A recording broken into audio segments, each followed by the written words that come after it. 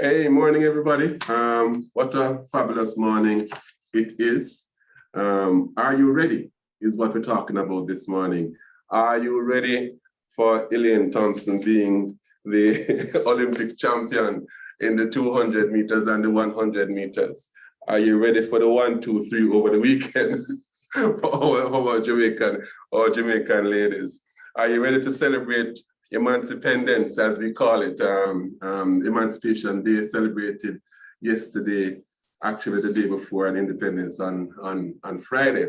But this morning, we're not talking about any of those are you ready scenarios, as important and as impressive as they are for us as Jamaicans. This morning, we're talking about Amazon 876. Are you ready for that opportunity? And we're talking this morning about addressing the gaps in preparedness that you may have. And we have an exciting panel, and I can say that we have an August panel in August, on this August 3rd morning. Colin and I, one of your panelists and I this morning, we're having a discussion about August, persons who are born in August, and Leo and that type of thing. And those of us who know that, August people, just are the best persons that they are. But I digress. This morning, we're going to talk some business about really your business itself. Last week, we expounded on the opportunity of the Amazon allowing Jamaican businesses to become sellers using Jamaican credentials, using your Jamaican address, using your Jamaican bank accounts and things of that nature, which is a huge opportunity for Jamaican businesses. And like we discussed last week, although a number of persons were saying that this is definitely a game changer for the sector and unprecedented opportunities were adjectives that were being thrown around, you know what I mean? What we exposed last week when we discussed really was that the Amazon opportunity in and of itself is a very strict opportunity, and you have to really know what you're about to take advantage of that opportunity. And I'm assuming that most persons who are here this week were in fact here last week as well. And last week, as you will remember, we discussed that it's a lot to take in any one session, and that we were going to really ventilate the opportunity in the coming weeks. So this week, we're going to focus on the opportunity itself and your preparedness for it. And on the panel, we have Mr. Colin Porter, who is our technical services manager here at JBDC. He's going to talk to you a little bit about what you need to be considering in your supply chain management and your logistics management, generally speaking, because you realize it was an important point that was raised last week in terms of how you need to structure your logistics as a business, to take advantage of an opportunity like the Amazon opportunity. We have Marlon Lowe, who is the Deputy Commissioner for Operations at Jamaica Customs Agency. What are the considerations that has to be taken in mind from a customs perspective, from an exporting perspective? What are the considerations that has to be taken in mind? You need to know, and that's the reason why Marlon is here this morning with us. We have Marcus Goff. Marcus is a Deputy Executive Director and Legal Counsel of Jamaica Intellectual Property Office. Now, we touched also on last week the business of intellectual property and the importance of intellectual property protection. Marcus is going to talk some more about that. What does that mean for a small business, and how easy it is or difficult it is to protect your product, your brand, your intellectual property, as you're entering into international market space. And finally, the lady on our panel is one who has been there, done that. She is an entrepreneur. Well, proud to say a JBDC alumni from way back when, right, Raquel? Raquel is the managing director for Irie Rock, and she is Raquel Brown, and she has been trading on Amazon for a while now. So she's going to share with us from an entrepreneur's perspective what really you need to do on a real basis now. She's what she has actually done to be able to take advantage of the opportunity. And she'll tell you all the good things that the opportunity has done for her in that. And then the main part of the conversation this morning is for us to open up and have discussions with you, the participants, the viewers, the listeners this morning, both on Zoom and on Facebook Live. Yeah. Don't worry, the session will be recorded, so all of your friends and colleagues who may be still a little bit drunk from the Elaine Thompson win this morning and were not able to join us this morning for this session, they'll be able to access it. So first, I want to introduce our own Colin Porter, who, like I said before, is the manager for technical services at JBDC, who is going to share with us just the whole business of the supply chain management, the whole business of your logistics management. What does that mean? And how can you get that in your business, get that up and running in your business? And of course, how can JBDC help in that regard? So Colin, over to you. Thank you very much, Harold, and good morning to everyone. As Harry said, on this August morning, but we're going to be getting ready for December, the best time of the year, right? Because as you know, December is November, December, starting Thanksgiving is an extremely busy period for Amazon, like many of us here. And certainly if we can get ready by that time, then certainly there are many opportunities to be gleaned in that period. But let me start, as mentioned, I'm going to be talking a little bit about, from the logistics point of view, getting ready in terms of their products and so on. And in preparation for this, I did a tour of one of Amazon's fulfillment centers online a few days ago, just to get an idea. You know, we've heard last week from Jean and the other panelists, you know, what to do to prepare, what it means to be offered this opportunity by Amazon to sell on their platform. And we see and recognize the behemoth of an operation that Amazon has. As an industrial engineer, I literally got goose pimples seeing how much planning, how much organizing, how much coordination goes into making this system as efficient.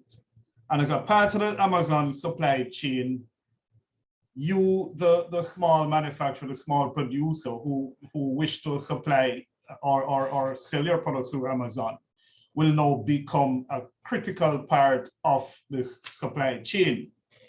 And a couple of things stand out to me from my perspective in terms of how we assist clients to get ready and so on. And obviously your product would have to be ready. One of the key things that I keep hearing that Amazon mentions, you have to be e-commerce ready. And for me, that means a lot of things. Your product obviously will have to meet all requirements, which we'll get into today. But getting the product from your production facility to the Amazon fulfillment center is where you now will have to pay attention to. And there are many techniques and many ways in which you can go about that, employing from the whole bag of lean manufacturing techniques. That's a philosophy that helps one to eliminate waste in your production system. And waste here means not just a matter of reducing cost, but also reducing time. As you know, Amazon is very strict in terms of their timelines when you have to deliver your goods to them. And if we're talking about keeping inventories replenished in a consistent manner, then timeliness of delivery is going to be important. And we can talk about later on some specific techniques that you as a manufacturer can employ. The other thing that stood out to me is the issue of packaging. And here I'm talking about packaging now from a logistics point of view and not from a marketing point of view. Your secondary packaging, your tertiary packaging, if you have it. I'm talking about the cartons or whatever containers you will be shipping to Amazon, your products to Amazon in. And some key facts came up with Amazon. I'm not sure if Jean dealt with them in details, but simply what you have on that outside carton, that carton that goes to Amazon's warehouse and will be seen by their affiliates or their workers who will be sorting the packaging, is that your packaging has to be appropriate. And we'll get down into some details in that, but the labeling on it must be key. Amazon will provide you with certain shipping labels which you have to attach to inside of the box. The box has to be free from all other markings which are unnecessary. However, your handling markings should be in there. Fragile, beside, up, the usual kind of thing should be on it, but there should be no other labels on it to confuse Amazon once it gets to their warehouse. So you can't be selling it, you can't be recycling an old Appleton box or any other product box. You will now have to start looking at having clean cartons. It's something now you're going to have to think about as part of your whole business strategy in terms of how you package and ship to Amazon. So there are quite a bit of things that one will have to look about.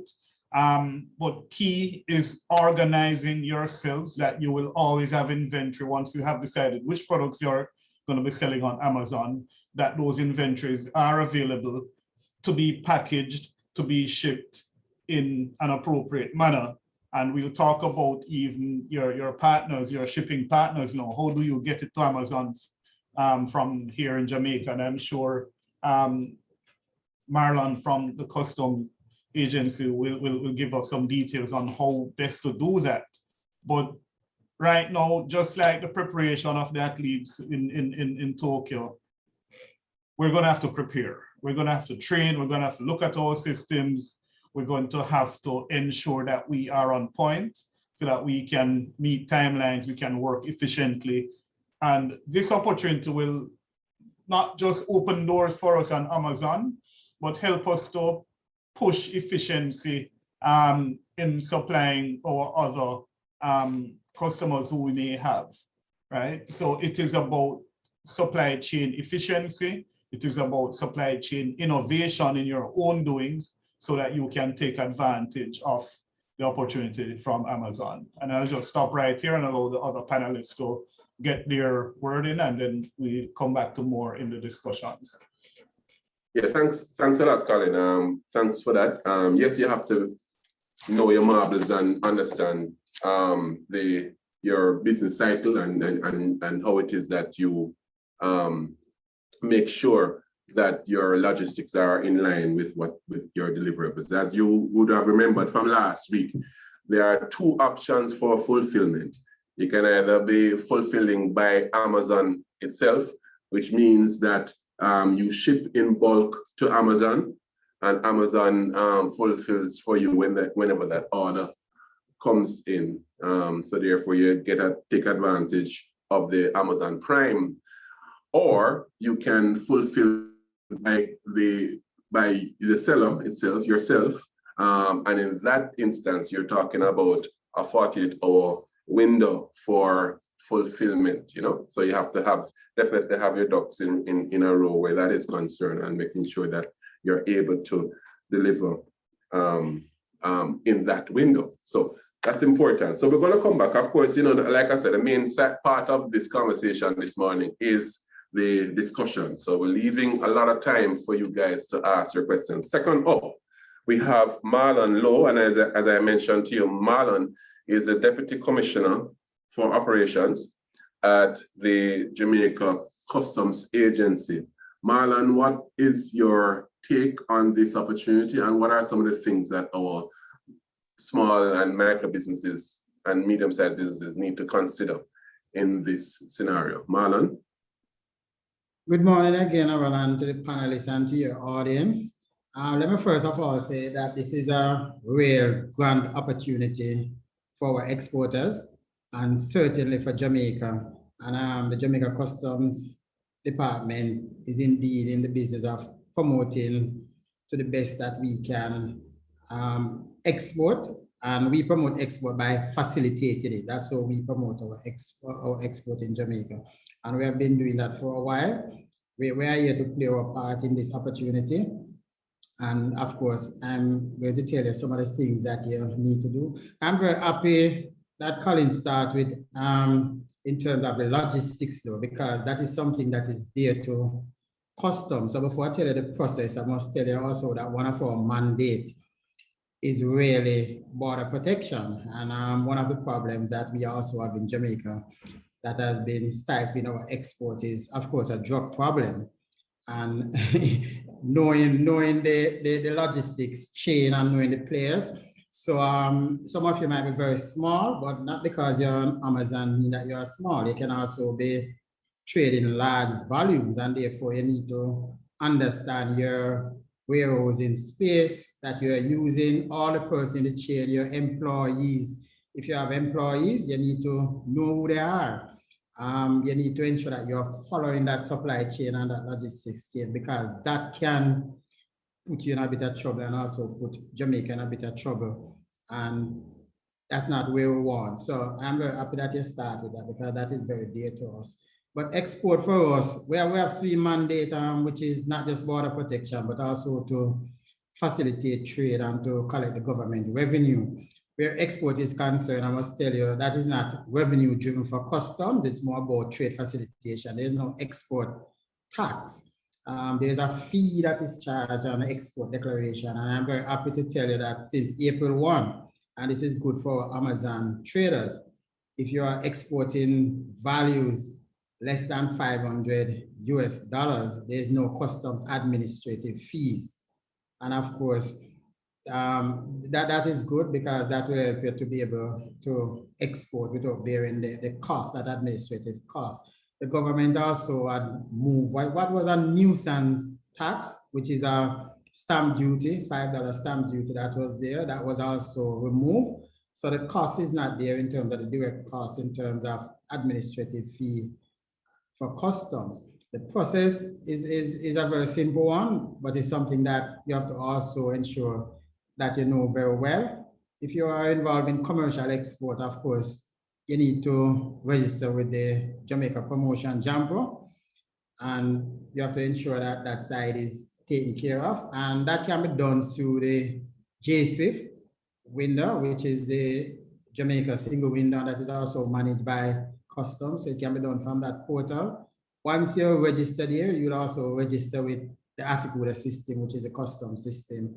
And of course, one of the things that you have to ensure that you do to be compliant is to ensure that you get the necessary certificates, permits, licenses, depending on what you're exporting. And therefore, the various other agencies apart from customs become very important, whether it is the plant quarantine, whether it is trade board, whether it is JCRA, all of those entities become very important.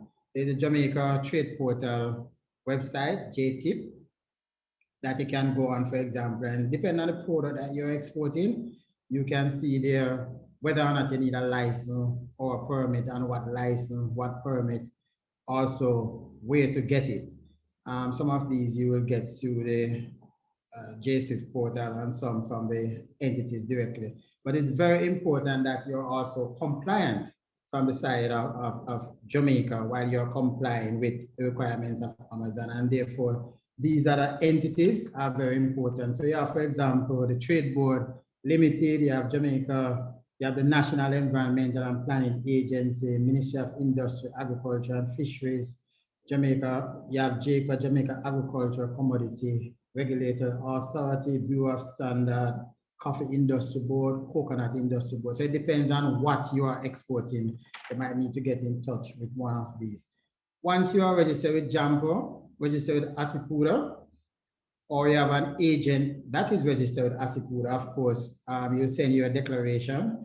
Customs has been in an automated space for the last 5 years. So it's an electronic declaration that is sent, and you need to attach your invoices, your supporting documents. And if there's a fee, meaning that if it is above the $500 US, of course, it's 3,000 Jamaican dollars, that would be the fee. It's a relatively simple process. If you register as an exporter, sometimes you can do it yourself. If you don't want to take up that, sometimes it is also best that maybe your freight forwarder or a custom broker get involved, depending on the level of your business, of course. But export for us is a very, very simple process. 1, 2, 3, register with JAMPO, register on Asipura, ensure that you have a license and permits, certificates if they are needed. Log on, send a declaration, pay your fee, if there's a fee, and that is it. But I want to end where I start, which is to emphasize that you have to know your employees, ensure that you're in control of your space, because we also have other problems in Jamaica, and those are serious issues in terms of contamination, and that is where some problems can happen. You can have infiltration by transnational smugglers. You can have situation where other persons cause you to miss your vessel, damage your commodities and stuff like that. So you have to know your trading partners. You have to understand the documentation, know your employees, secure your storage facilities and stuff like that. And once you are there, in terms of the process, which is very simple, and you are in control of your space on the logistics chain, then I think you're good for export, you're good for Amazon. And of course, if you have any issue, you can always contact customs on our website. You can get us very easy in terms of facilities there for complaints, to give us feedback, whether it is good or it is bad. And we're here to serve you. So we are part of this game-changing movement opportunity that has been created with Amazon. I'll leave the rest for question and answer. Thank you very much. Thank you so much, Marlon. Really important. And you hear from as of April 1, if you're less than 500 US, no charges. That is always a good thing. We'll take that. We'll take that every time. No. All right. So one of the a couple of things I want to tell you before I ask our next panelist to present. One is that to remind you that we are presenting this series of conversations in partnership with JMEA. And I want to say how very happy we are to be able to collaborate with the JMEA on this particular initiative. We have been partners for very long, and and in the interest of serving our MSMEs, that partnership is one that we definitely cherish. So that's the first thing I want to share with you. The second that I want to share with you, I want to remind you that this session is recorded, and it will be available within 24 hours of the ending of this session here. So if you want to have a second look at it, definitely, or a third, or invite your colleagues to have a look at it, please do so. So one of the important elements that came out last week in our conversation was the whole business of intellectual property protection. And you would have heard JIPO recently speak about the importance of intellectual property protection in the context of this Amazon opportunity. And they spoke very forcefully about it, and to expound on that a little bit is our good friend of JBDC, Mr. Dr. Marcus Goff, who, like I said, is the Deputy Executive Director for JIPO. So Marlon, no, not Marlon, Marcus, it's over to you. It's all right, man. It's okay, man. Thank you very much, Harold and the team from JBDC, and of course from JMEA as well. And good morning to you all in this Independence season, and one of the special months of the year, indeed. All right. So talking about Amazon and talking about the opportunities, right? And are we ready and our level of preparedness?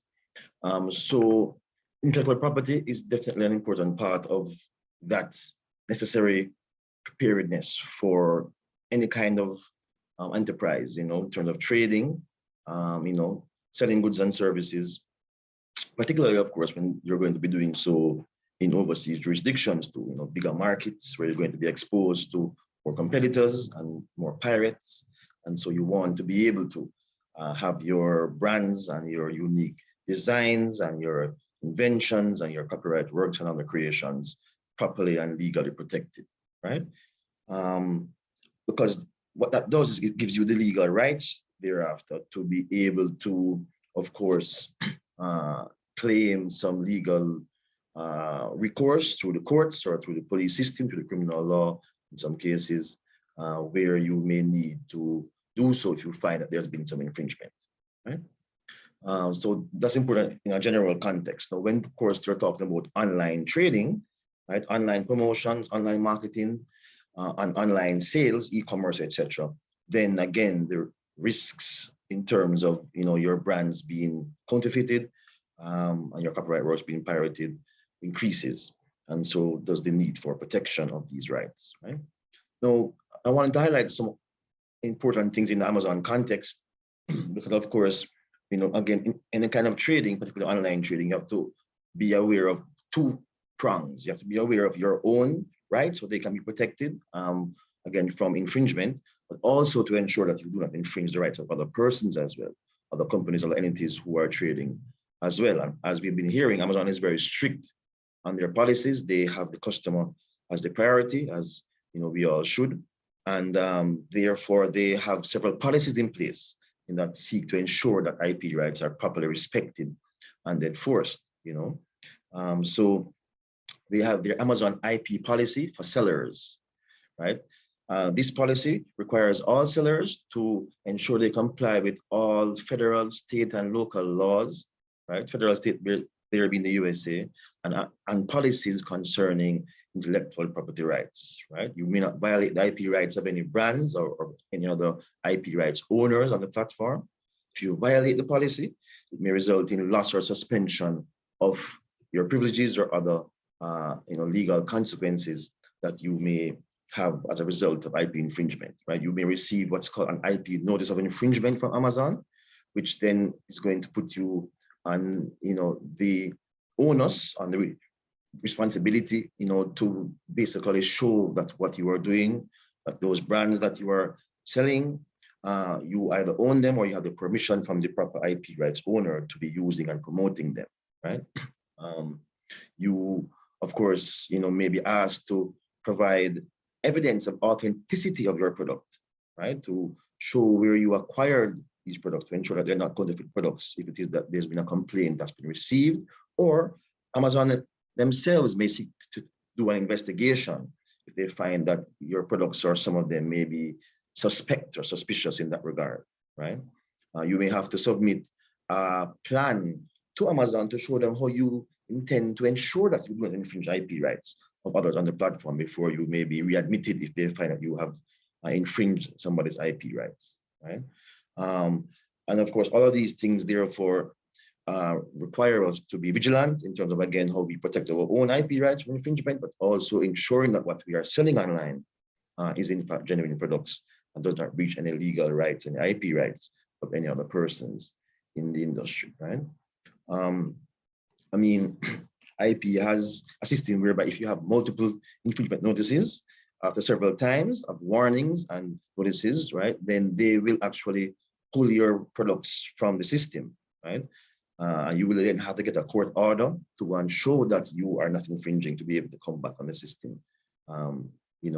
They have a process where they may suspend your account, again, for you to be able to justify your use of certain trademarks or certain copyright works, certain photographs, right? Certain language in how you describe your products, right?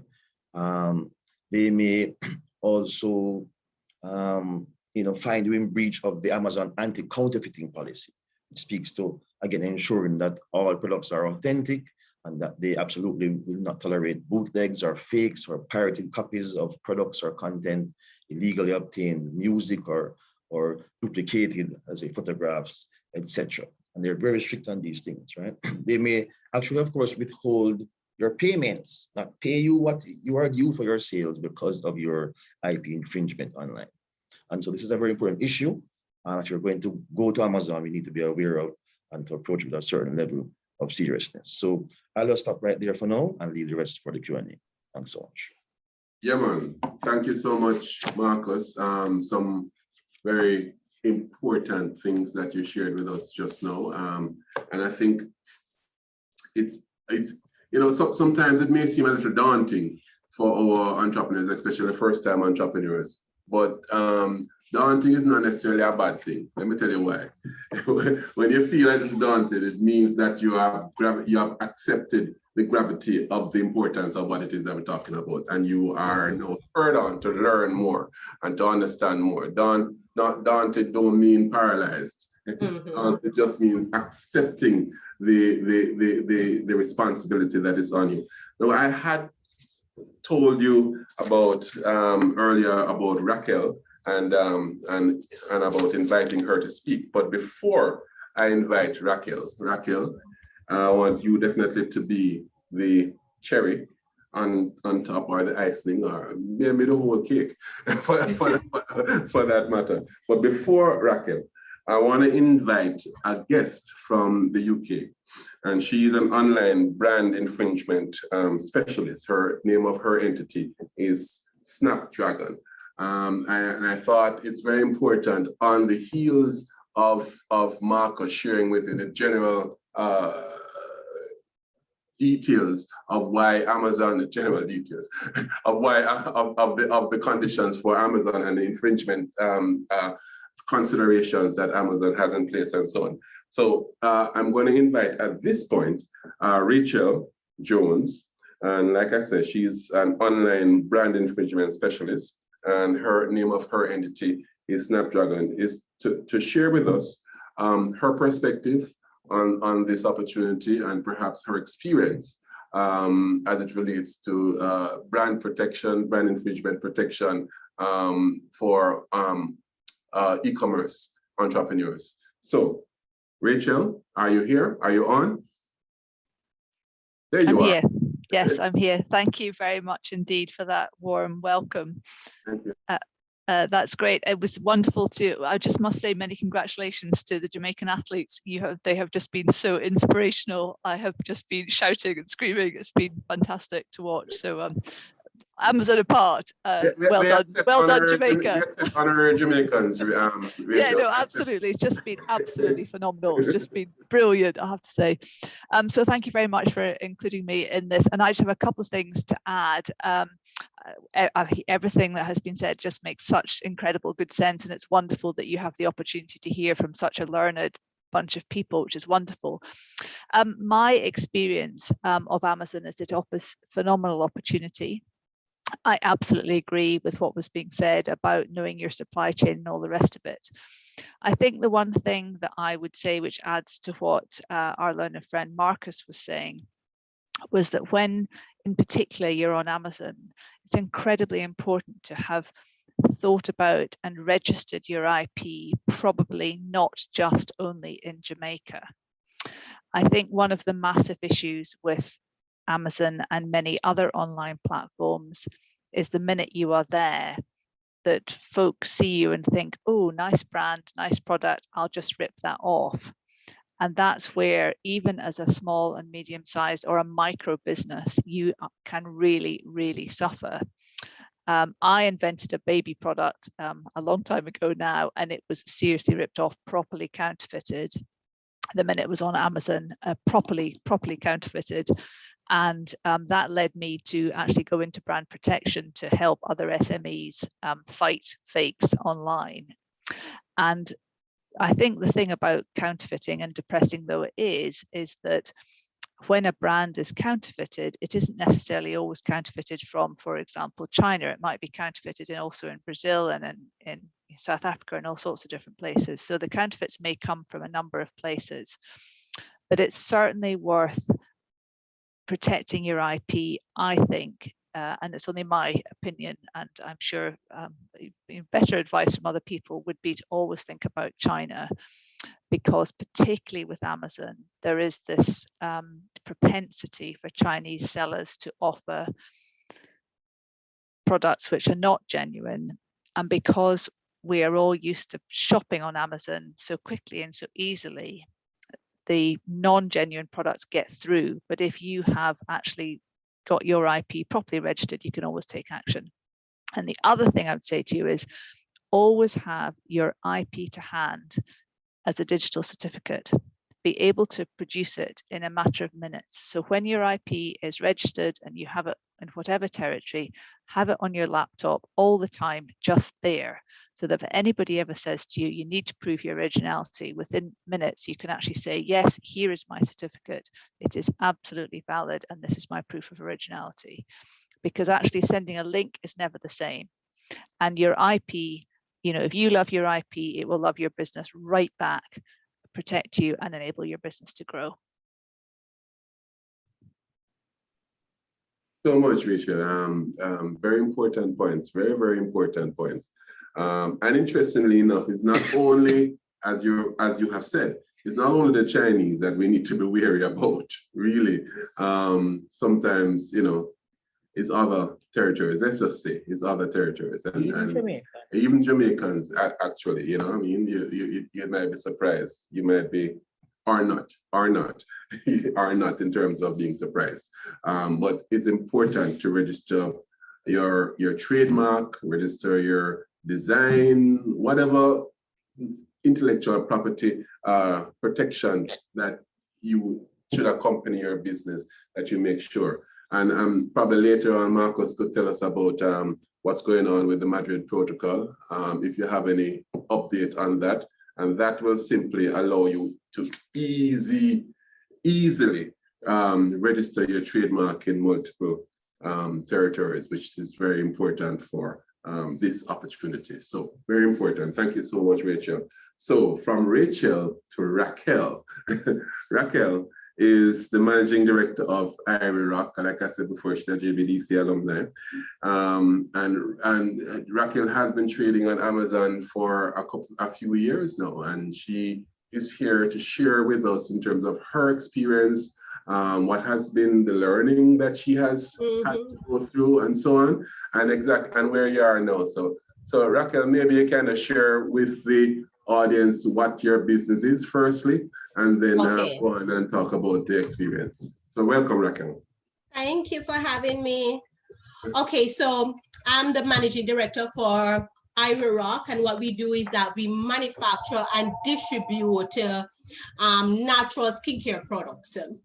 So as a brand, for us, it was very pivotal for us to be on the Amazon platform. We have pride ourselves of being one of those go-getter brands, so to speak, to just trying our best to see how we can maximize sales, not only locally, but internationally as well. So for us, we have been on the Amazon platform for about 4 years, approximately 4 years. It literally took us about 2 years to get onto the platform. So I'm very excited for the newbies that are about to be on Amazon for this new development, in the sense of it now being available to Jamaicans to be on the platform, because we had to go through so many ring-arounds in order to just be on the platform 4 years ago. Over that period of time, though, we have had our challenges as much as we have had our successes.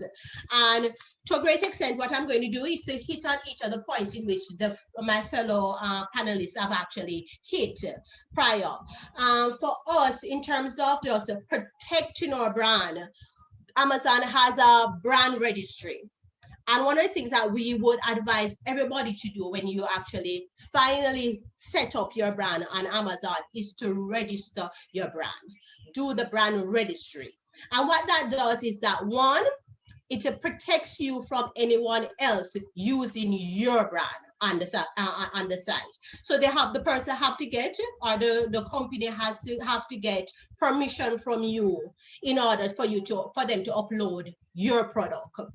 And how the Amazon algorithm actually works is that when you upload your product and another seller is on the platform selling your identical product, you will get one sale, the other seller will get the other sale, then you will get a sale, and the other person will get the sale. That's how the algorithm sets up.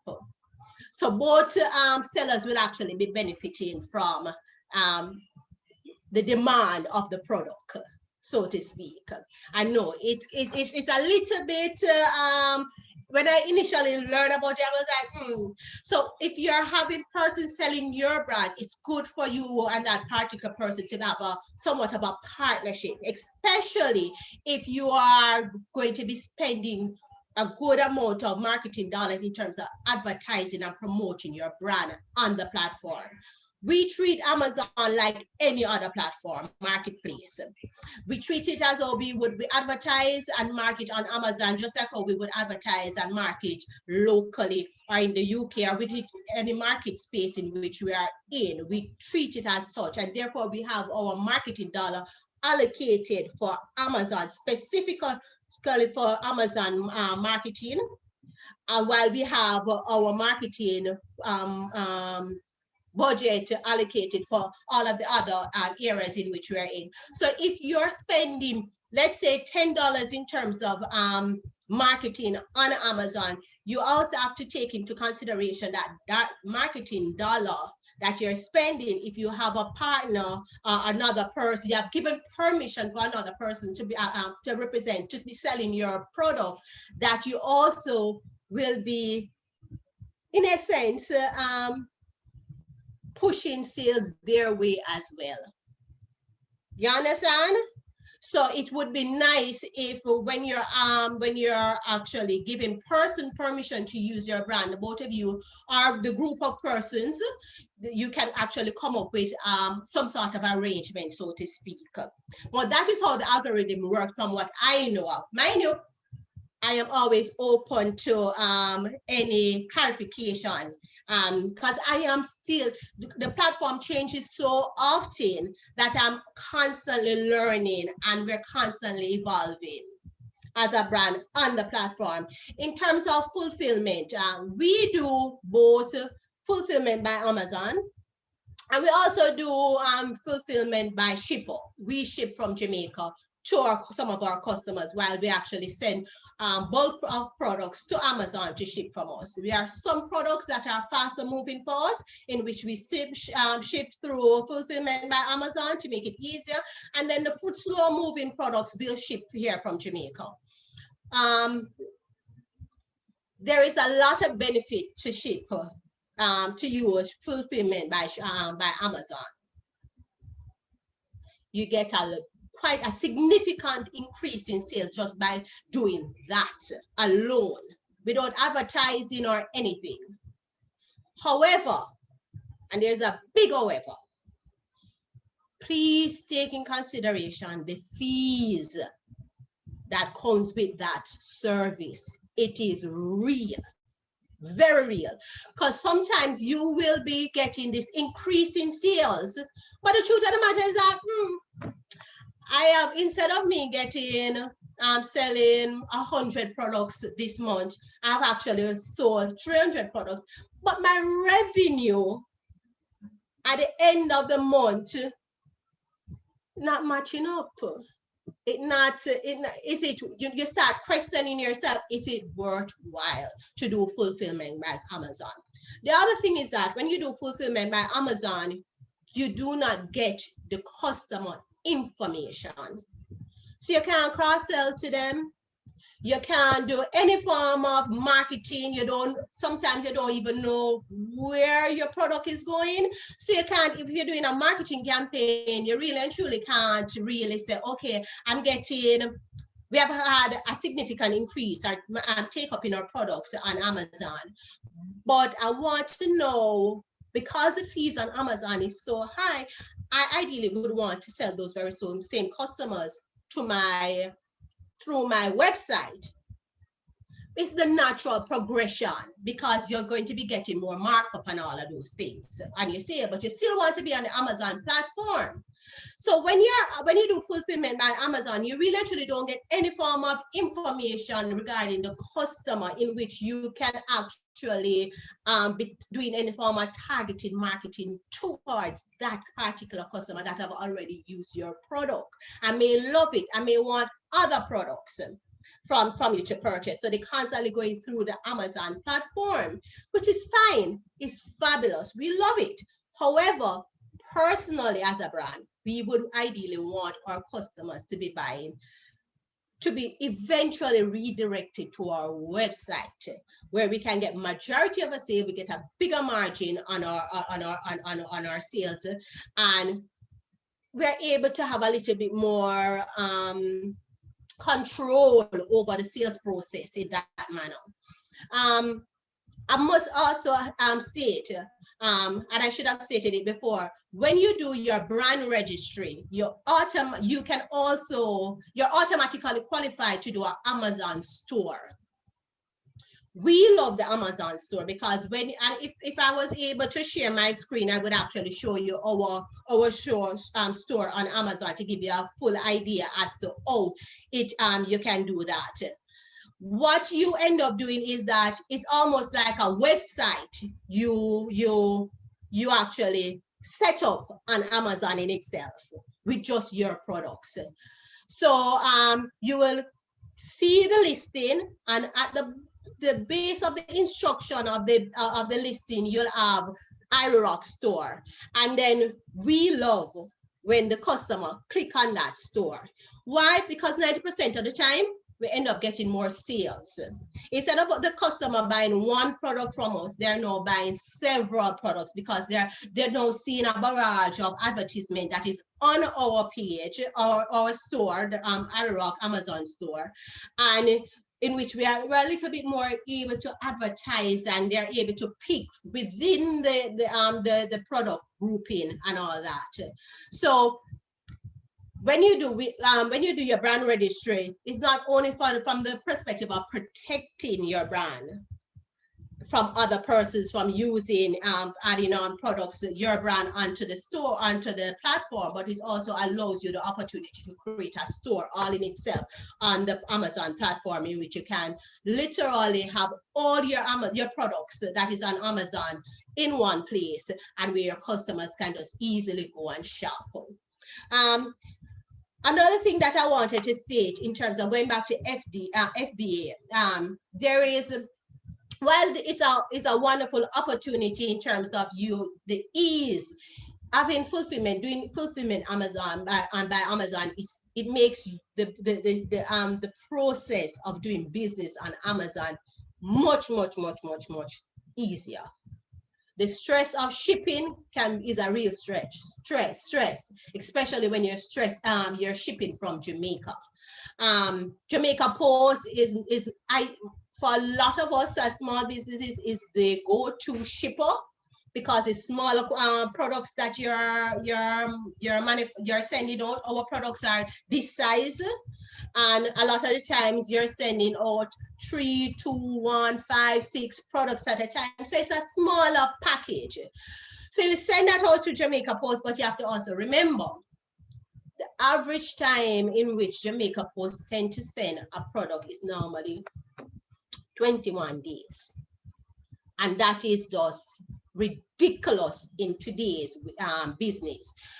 Americans, majority of our customers are Americans. Americans deals with real time. They want to consume anything that they have purchased within the next 2 days max. So when you're talking about 21 days, that's like, no, that don't work for us. We have had numerous scenarios where customers, in spite of the fact that we have stated the time frame in the description of the product, where customers have actually returned, have received products, the product, but because they've received it so late, they have requested a refund. Customers have said, we have received the product, thank you. However, we want to do a return. Why? Because it come too late. I no longer need it. They're so upset with the fact that the delivery took so long that by the time it comes, they're so annoyed. So shipping from Jamaica to your customer in the US or anywhere in the world, that can be using the Jamaica Post method and not DHL or FedEx, which is a little bit, quite a bit more expensive, but very much more efficient, can be a real issue for us.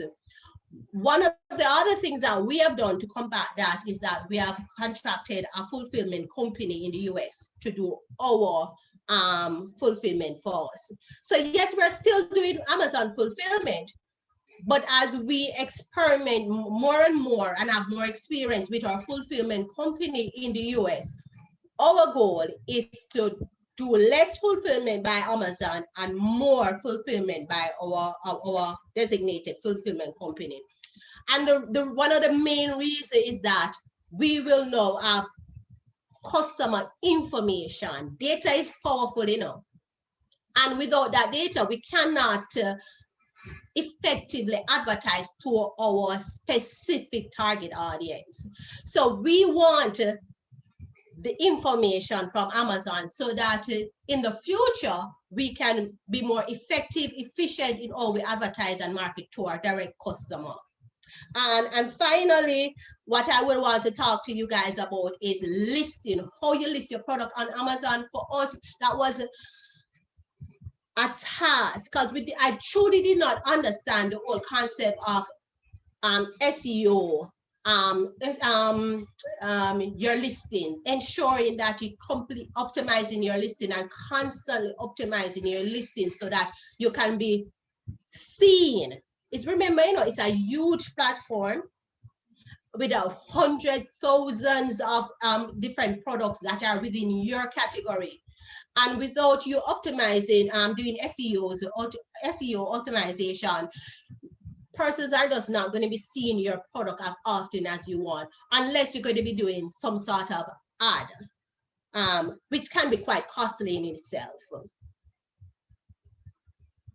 So I think I check up my 5 minutes. I just leave it right there. Thank you so much, Raquel. Very important points that were made. The whole business of the complete management of your digital presence is very important, because it's one thing to be listed on Amazon and another thing for persons to find you, generally speaking. And the SEO, search engine optimization, is what Raquel was referring to, that you have to take care of that as well, to make sure that persons know how to find you. An important point that Raquel alluded to, never made it specifically, but she alluded to, was the fact that when you use Amazon, when you are a seller of Amazon, the customer is Amazon's customer. Mm-hmm. Yeah, so that's very important, and it's important for you to understand that as well. So the information, the analytics, they'll give you a general analytics of your sales and movement and that type of thing. But the customer information now go come to Amazon, right? So you have to understand that it's Amazon's customer, and it's important for us to know how to manage that information. Very, very, very, very important.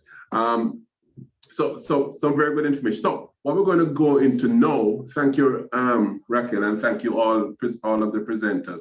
What we're going to go into now is some question and answers. Before we do that, though, I want to recognize again John Mahfood, who is a recently elected president of the JMEA. Thanks, John, for the partnership, and congratulations on your ascendancy to presidency. The president, thank you for sharing with us and being with us this week. So we're opening for questions.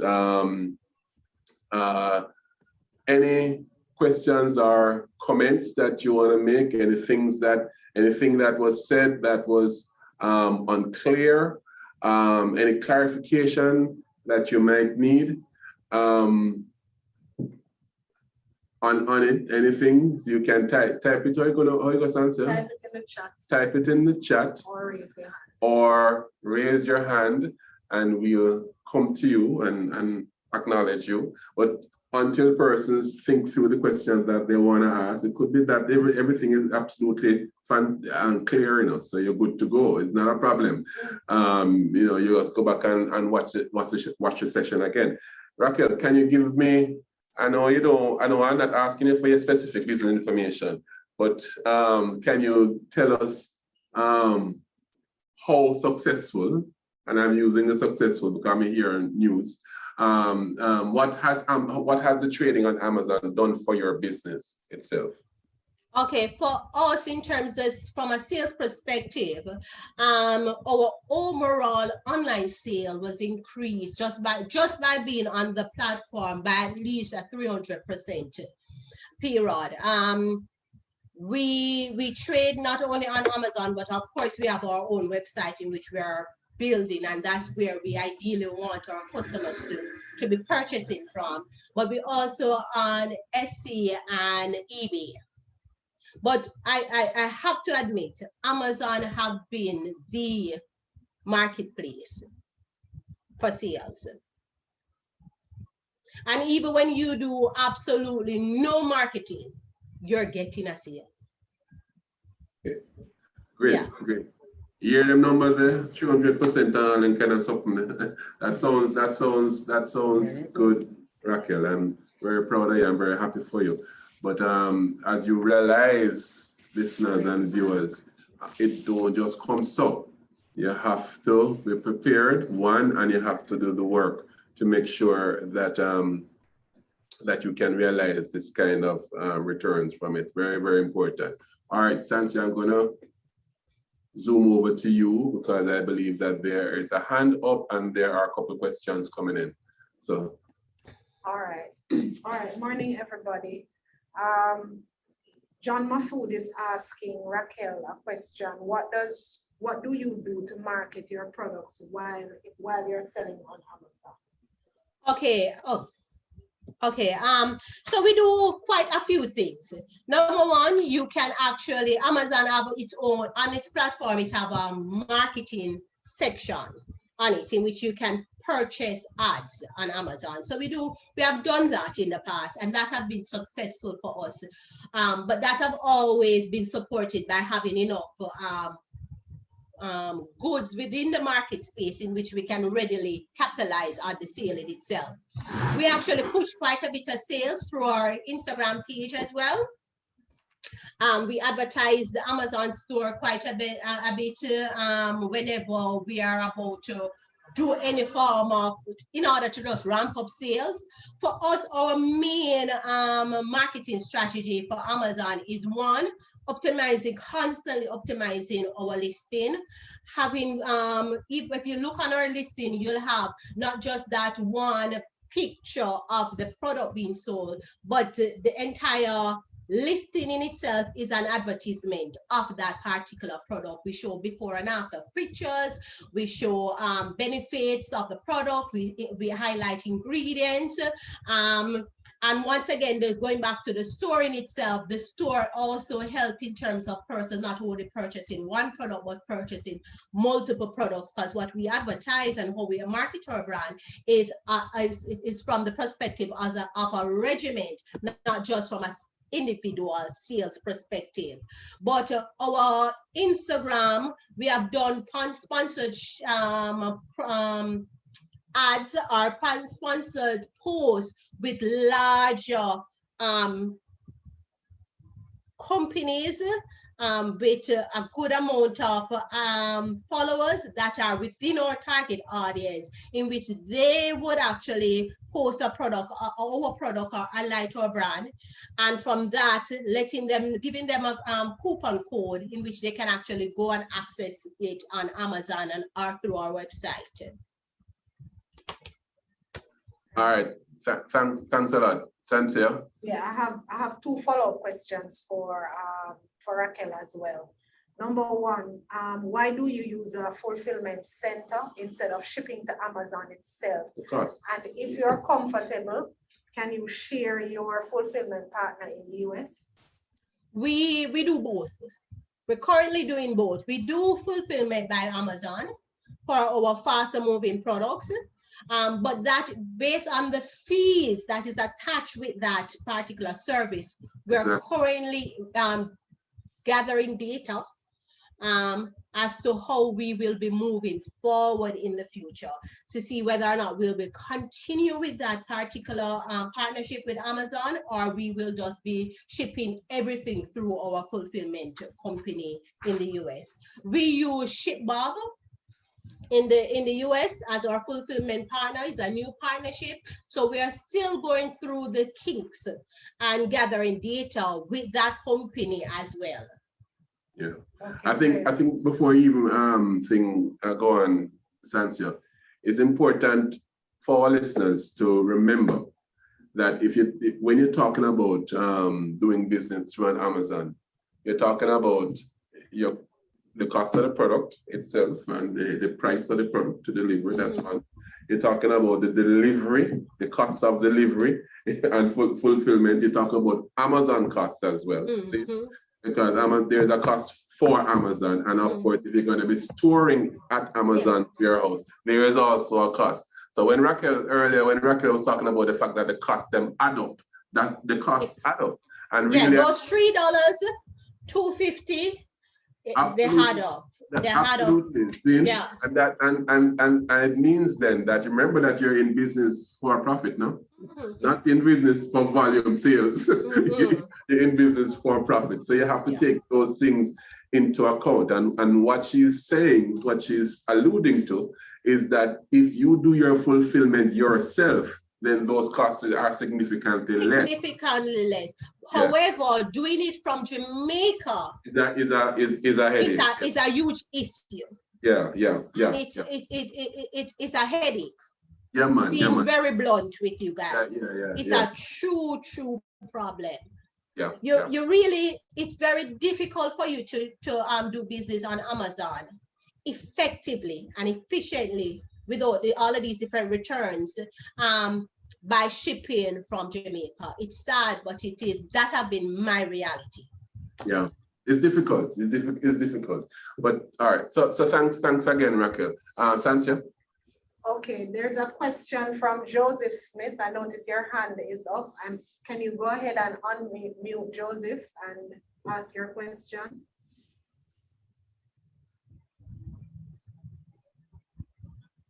Joseph?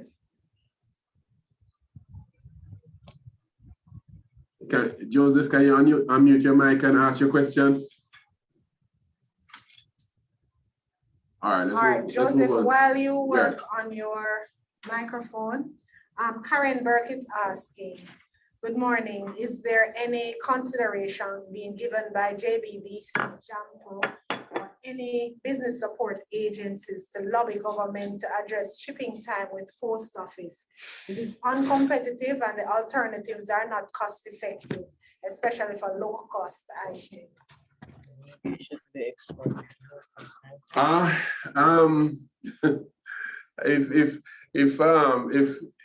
If John wanted, he could feel that question anyhow. But no, I think, listen, the truth is that yes, conversation I know is going on, not from JBDC per se, but I'm aware that JAMPRO is in dialogue with and I think Jamie as well, to see how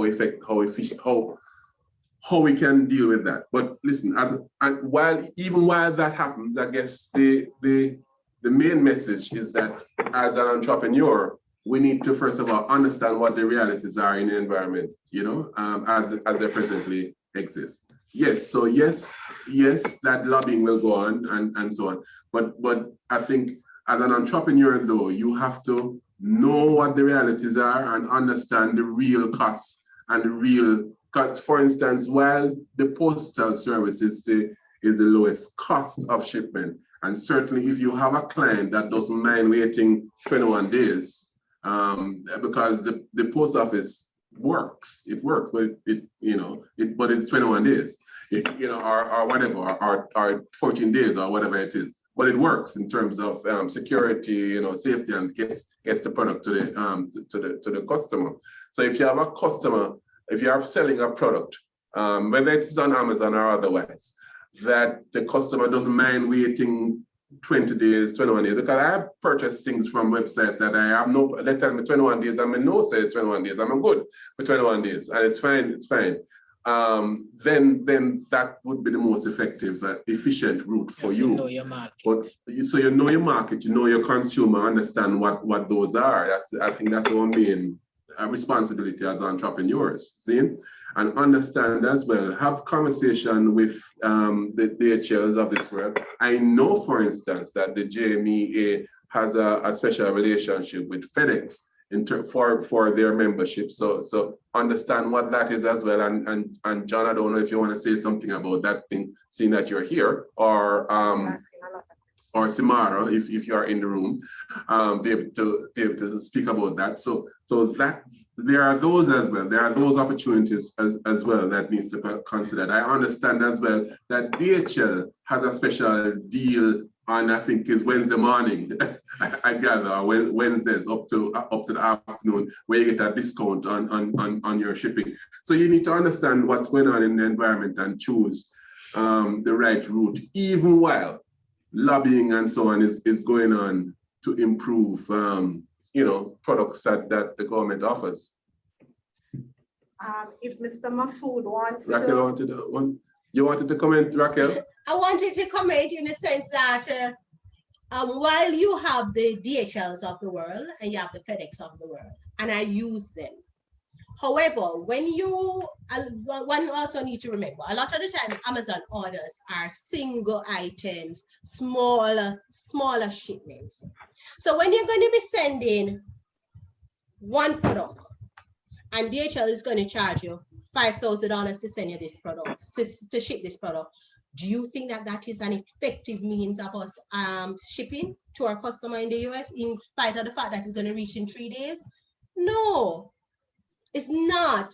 So it's a solution, but it's not really a solution for the smaller products that are being sent out. No, for bigger products that are weightier, then the DHL may be the best option, or the FedEx may be the best option. But from a realistic perspective, the most realistic option that we have from a cost-effective perspective, in which you can still make $1 from the sale, is through Jamaica Post. But what comes with that is that this 21 days is a realistic time frame. So something truly needs to be done from that perspective. I agree, but I mean, I agree with you, Raquel. I'm agreeing with what you're saying. The bottom line though is that you have to know your product and know your, and understand as well.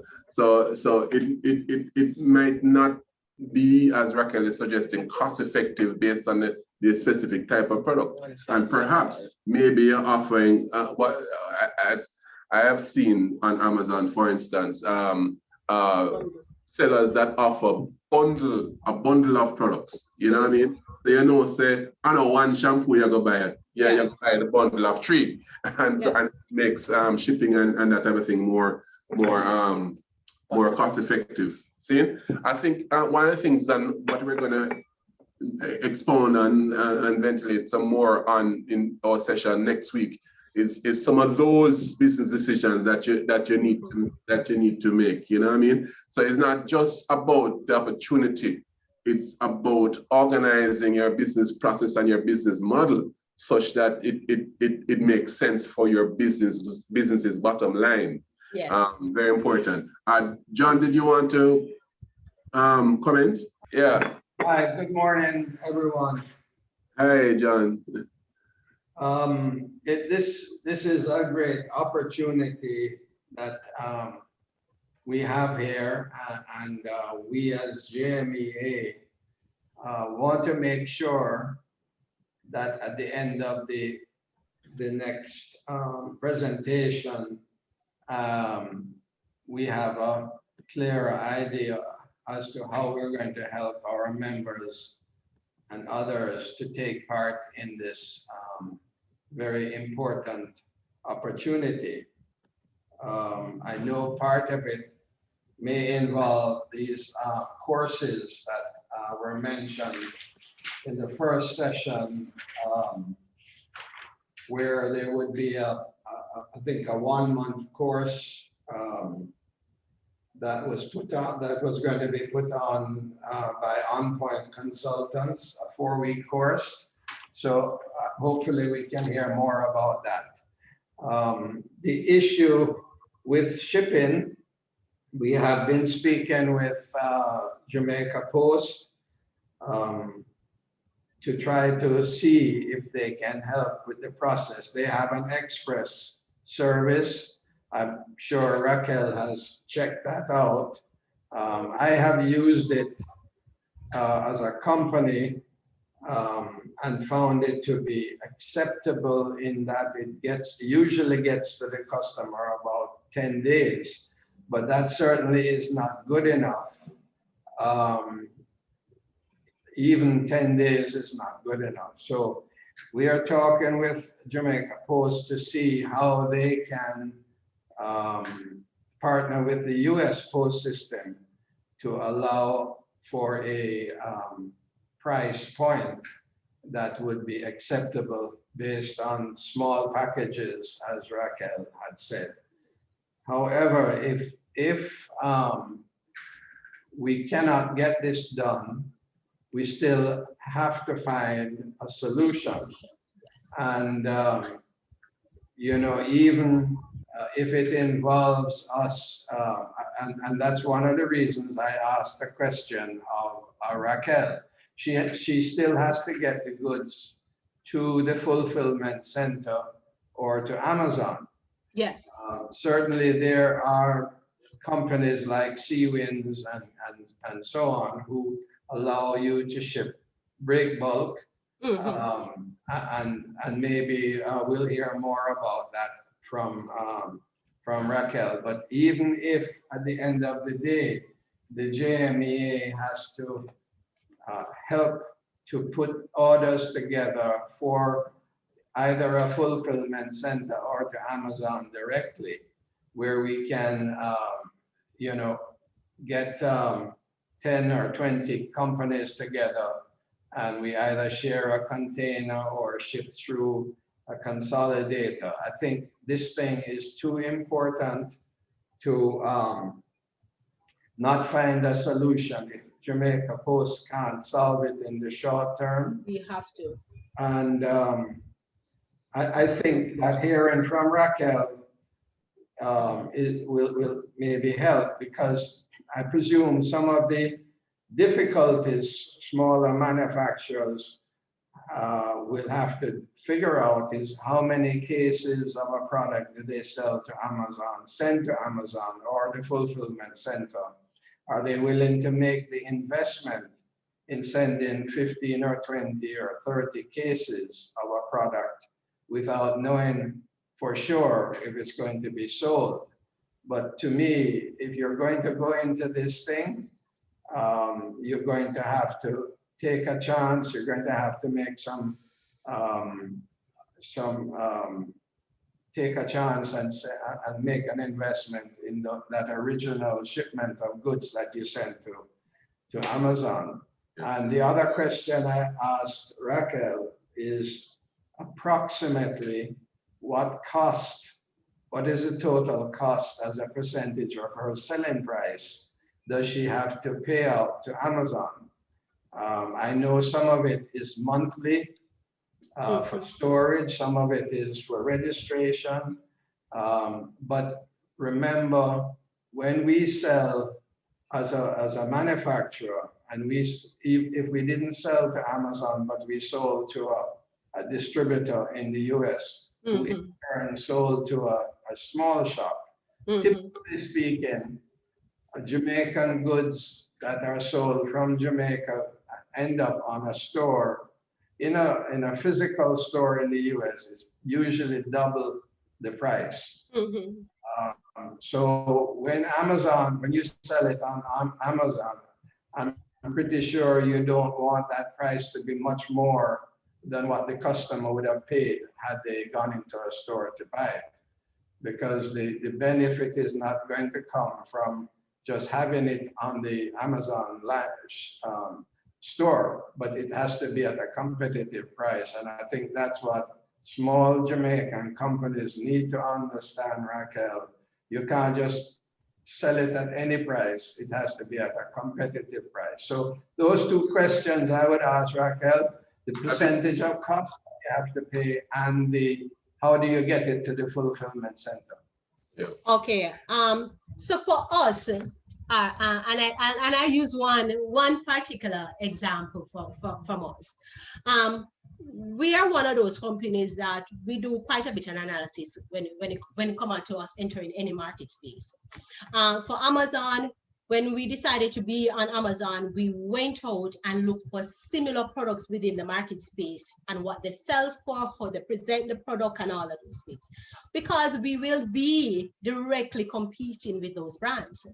Now, there was an ideal cost that I would want, price I would want to sell the product for, but I also have to look at what my competitors are selling the products for as well. Now, we had one product when we initially put it on Amazon and we started doing, when we were selling it from shipping from Jamaica to our customer, we were getting a reasonable in terms profit on that particular product. When we start selling on using fulfillment on Amazon, that overall cost, the fees end up being at least 65%. So we were now selling a product that was being sold for $19, and our Amazon fee was $10 and some cents. There you go. Give you some real numbers. So at that point in time was when we as a company because sometimes, look here, sometimes when you do the maths in on paper and you say, okay, no man, it can't be that. You're trying to fool yourself. No man, because you get all of these fees are listed to you prior to you doing these listings, you know. But not until when you get that first bill from Amazon and you see all of these deductions, you're like, and you start doing the comparison between what it was prior to, how much you were getting from one product when you were sending it from Jamaica in terms of your profit, and how much now you're getting from when you do fulfillment from Amazon. You know, start thinking, okay, is there an alternative? And that's why we end up started getting involved with a fulfillment company in Miami. And we're doing the necessary research in terms of in terms of seeing what the finish, the end profit will be with that company in a consistent manner. Now, how we get the products from Jamaica to Amazon, the fulfillment to FBA or to our fulfillment company is through, we use DHL sometimes, through the post office, because they do have an express service through the post office using, I think it's called Fast Track. We have used that. No, is it Fast Track? Yes, Fast Track. And we use that when we're sending out smaller amount of goods to the US, to Amazon. And the other times we'll send it to our shipper. I'll send to the airline larger pallets to a relative, and then she will then assist me in terms of dispensing. All right, thank you, Raquel. We have two hands up. Colin, let me acknowledge you and then Marcus. Yes, thank you, Harold. And been listening to the discussion, and from our point of view, we look to solve logistics problems and look for opportunities.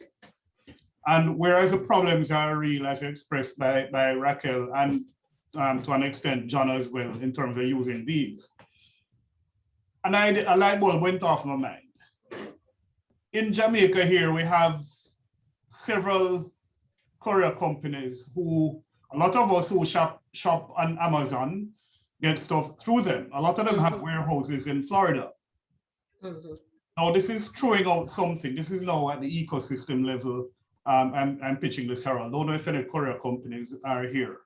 But I see a glorious opportunity for them now to make their traffic two ways. Instead of just bringing in stuff that we buy on Amazon to Jamaica for us, is there an opportunity for these couriers now to provide some form of fulfillment support? They have a base here in Jamaica, many of them in Kingston, where our manufacturers, our micro manufacturers can leave these smaller inventories than what you would fulfill with Amazon, perhaps. They would ship them to their warehouses in Miami. Probably will have to put a little bit more infrastructure in place on that end to distribute to clients who are in the States. So that idea just came to me as something. Certainly in terms of the costing structure as well.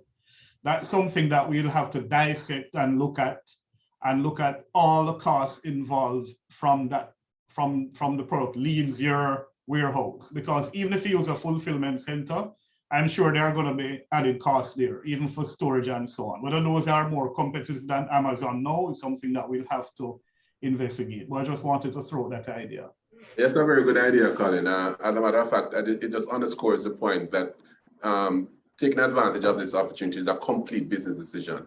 It's not just a market open up and you got jump at it and beyond the supply chain to the value chain. A complete business decision. What product, what price point, what your customer looking like, what your expectations from your customer are, what value you're adding, so on and so on. So it's a complete your supply chain, your complete business decision. Before I go to you, Marcus, I want to just acknowledge Velma Ricketts Walker, Commissioner of Customs. She is in the room. Thank you very much for participating and partnering with us and allowing Marlon to share with us this morning. And definitely, we plan on utilizing the customs partnership in a big way going forward as we go through this, take entrepreneurs through this opportunity. So thanks for being with us this morning. This is Ricketts Walker. Marcus? Yes, Harold, thank you. Right, just wanted to, as you were saying earlier, speak a bit about the opportunities that may arise in the context of the Madrid Protocol and other, such coming up initiatives. So certainly, what I want to emphasize firstly is that, as was said by Raquel, if you are a registered IP owner on the system, you have access to the Amazon brand registry, right? Where you are able to then enforce your IP rights. I was highlighting previously was your obligation to respect IP rights. And then as an IP rights owner yourself, you have the ability and the entitlement to, of course, also, enforce those rights. So if you have your IP rights registered, then you can use the Amazon brand registry, which come with certain tools that make it easier to monitor and to enforce. And of course, you will be able to, as Rachel said, from Snapdragon, be able to also use those IP registrations to assist with enforcement of those rights online. And so we want to emphasize that registration of those IP rights starting here locally is important, right? And of course, also registration in those jurisdictions where you foresee you will be trading and using the IP rights and sending your products overseas too. So for that, we are in the process of moving towards the Madrid Protocol, right, which will facilitate international trademark registration in multiple countries through one process here through JIPO. You have to have your trademark registered here at JIPO first, which some traders do, some don't. And then that would be the first step to be able to then take advantage of the Madrid Protocol thereafter to have international registration done. And as Rachel said too, ensuring registration is done in certain territories and jurisdictions where are places where you may get competing or infringing products coming from, is also important. I mean, of course, it's not only for trademarks too. You may have a new design for a particular line of clothing or a shape of your product or packaging, etc. So your design rights or your patent rights, patents for a new invention or your new product that you have made or created, these can also similarly, once they are registered, be able to be protected locally and also in the overseas jurisdictions. We're moving towards the Patent Cooperation Treaty as well, and the Hague Agreement for the designs. So all of these will be in place in another few months, that we will then have the platforms for MSMEs to be able to register their IP rights in advance of a part of ensuring your brand protection when you go in the World Wide Web and of course the world of Amazon. So just want to share that as well. Thanks. All right, thank you so much, Marcus. And I wanna, it's very important for us as entrepreneurs to make sure that we are au fait with what's going on. Sometimes we say, well, I want to know about them things and them, that's for somebody else to deal with, and for somebody else to understand. It's important when you're running a business to make sure that you are as aware as you can about the environment and what the ecosystem and what the opportunities are. What does it mean? What does the Magic Protocol mean, in the context of facilitating international trade, for instance? Because what Marcus is saying is that as it is now, before the signing of the Madrid Protocol, which we will do hopefully very, very, very shortly, I know it's on the cards to be done, we would have to seek individual registration in every single territory that we're looking to go into to protect our trademarks. So the Madrid Protocol now will allow us to be able to do that after registration here in Jamaica through an international registration system to register in specific territories easier with a single application. So it's very important. It's very important that we make sure that we understand what's going on. We understand what's going on in the environment, so to facilitate the trade that we want to do, we want to embark on. So before we wrap, are there any other questions in the chat? No? Okay, cool. Let me just, before we wrap and can I get some final thoughts from our panelists. I think we had a very, very informative session. Lots of good, solid information was shared with the participants this morning.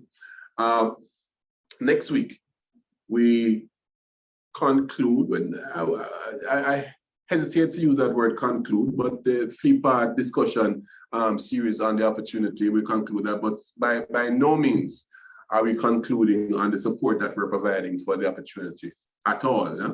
But next week, we're going to talk a little bit wider about the ecosystem.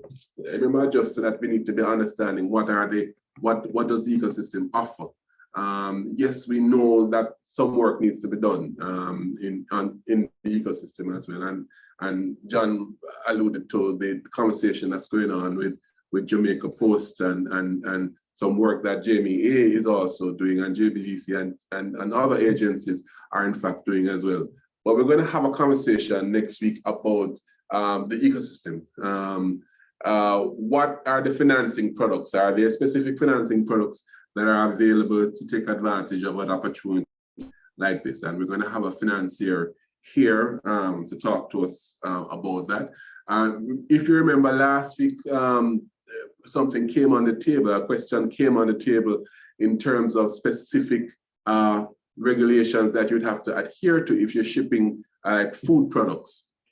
We're going to have someone come and speak to us next week about those FDA regulations and what it is that you'd have to be aware of if you're looking to ship food products. We're going to have JMEA also has a plethora of services that they provide for exporters as well, which you need to know about, and they'll be on the panel for next week as well. Plus, we're going to explore a little bit deeper about the business model. What your business model needs to look like. Let's go back to basics and understand really what this opportunity is saying about the need for a particular type of structuring of our business to make use of that. So you have JBDC as well on the panel, and we'll have representatives from JAMPRA as well, certainly in our grouping for next week. So I want to know in a couple of minutes that we have left, just ask our panelists one by one to give their final thoughts in 30 seconds type of thing on the session today and certainly their perspective of the opportunity. So I'm going to start in the same order that we went in. Start with you, Colin, and then Marlon, and then we follow suit. Okay, thank you very much, Harold. So for my wrap up, it's just to implore anyone who is thinking of taking advantage of this opportunity to sell on Amazon, regardless of the fulfillment method.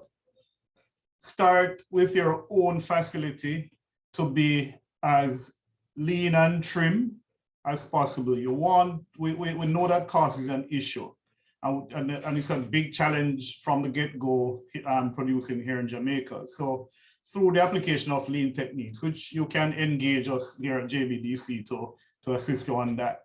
You want to look to increase the efficiency of your operations, to get costs down, to get throughput times down, because that's going to be very, very important that you can deliver your inventory on time to your customers. So just want to leave with that focus. You have mentioned other areas which are critical and which will tie into next week's topic, but I just want to leave it there, that start with the operation, look at your supply chain to get that as coordinated, efficient. You yourself have to be disciplined. This is an opportunity for us to change how we do business in Jamaica. It's about being structured now, having more standard operating procedures that you adhere to, being disciplined to get your products out and be as competitive as our athletes are in the world. Thank you. All right, thanks, Colin. Marlon? Thank you, Well, as I said at the beginning, we're here to facilitate. I just want to remind our audience, it is very important for you to take care of that supply chain, ensure that your goods are not contaminated. That is important from a customs and a Jamaican perspective. We're here to give this support. I realized there was not much questions for Jamaica Customs in this forum, but we're here to give the support, and of course you can always reach out to us if there are any issue, and of course we do agency functions as well for our partner agencies, and we work with them. Some of them you will have in the next forum. As you suggest, I indicated before, there is no export administrative fees for when you're exporting below $500, and I'm sure, as Raquel indicates, sometimes it's just one item you are sending out, and that can play a big role. So again, I think this is a very important forum. We have learned from our business person here, Raquel, that there's much more to this than persons are thinking in terms of trading on Amazon. And again, you can always reach out to us on our website directly, and we're here to give any support that we can so that this become an opportunity that we are properly harnessed at the end of the day. Thank you very much. Yeah, thanks. Marcus? Thanks, Harold. Yes, so I just want to say that, thinking of, your business moving to an online environment and taking advantage of the opportunities on Amazon now that have been made available to us, it's fundamentally important that we consider IP rights, in a central way, business planning and thinking moving forward, both in terms of protecting our own IP rights as creative entrepreneurs, but also mindful not to infringe on the IP rights of others let's say, when we're stepping up to these kind of platforms, like Amazon is a global platform, right? We just saw your CEO go out of space the other day, right? So here it is that we have to step up also our responsibilities and our level, I think, of engagement, right? With the available tools that are out there to facilitate success. And so I think there's a chance for us to, get on this higher rung of industry and access to global markets, and also for us to step up our game nationally as well to prepare for that. So Jaipur considers ourselves a partner in this, right? We want to help our brands to grow and to not have them infringed online. And so we're here to protect and to guide you in that process. So please contact us for more information. We'd be glad to assist where we can. Thanks, Marcus. And Rachel? Rachel, are you still here? Yes, I'm still here. Your final Thank thought? you. Yes, my final thought, just adding really to what everybody else was saying. I think apart from IP, Raquel's point about profitability is key. We are in business to make money, and it's quite easy. I mean, I have to say, even in the UK, we have very, very similar issues to those you're coming up against with regards to shipping around the world. So it is a common problem. Maybe we should all be clubbing together and getting back at Amazon in order to sort it out. But profit is key. So there's no point being on the platform if you can't make money. So that's the most important thing. Protect your IP, use the Amazon registry, and also transparency is quite a good program if you can work your way through it. There is an opportunity, absolutely, and I wish everybody well. Thank you very much for including me in this today. Thank you so much. Thank you so much, Rachel. And I see that you had 3 finalists in one of the races this morning, which is exciting. Yeah, fairly unusual for us. Yes, I know. Well, it's kind of usual for us, but I'm just saying. Raquel, your final thoughts? My final thought is Amazon is easily one of the largest market space in which there is. It's not a matter of whether or not you should be on Amazon, in my opinion. It's a matter of fact of how you're going to get on Amazon, how you're going to capitalize on the opportunities that's there, and how you're going to actually make it work for you. So do your research, pencil it out in terms of the costing, and not only from the perspective of the fees in which Amazon is charging you, but from the products that you're offering, and to see who are your competitors that are on the platform.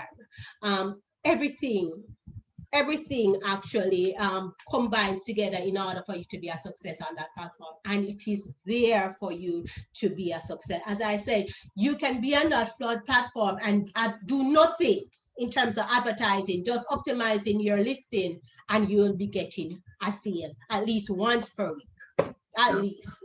Yeah. No, thank you so much, Raquel. Raquel, yes.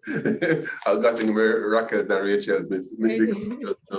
But thank you so much. Very important points. I mean, several things to take away. But one thing I want to remind you about as entrepreneurs, remember that you're in it to make money. You're in it for the business. You're not necessarily for the exposure or for your health or just to say that you're there on Amazon. Go tell your friend them, say, boy, say we're there on Amazon. Guess where I am on Amazon? No, if you're not making any money or if you're not doing business consistently, if you're not staying there as well. Because as was very obvious in the conversation last week, Amazon no ramp for kick you off. So the rules are very clear, and you can be on today and off in a month's time, and not only does it affect your reputation with Amazon and your clients, but it's also have an effect on Jamaica, and nobody wants to have that kind of reputation. The country doesn't need that kind of reputation. We already say we're a country of samples.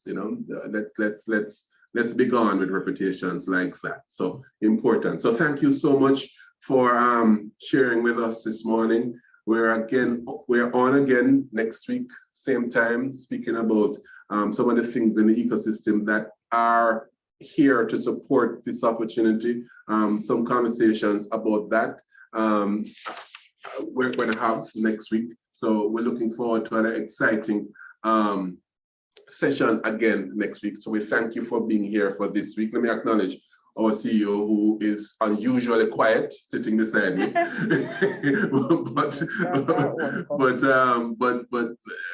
that you don't get that very often from our CEO being quiet for a long period of time. I've been running. But thank you so much, guys, for sharing with us. Thank you to our panelists. Thank you to our participants. Without you, this session would not be. So we're here again next week, same time, same place, 10 o'clock. Watch your space for the link. Thank you. Have a great day. Thank you too. Thanks. Same to you. Have a great day, everyone.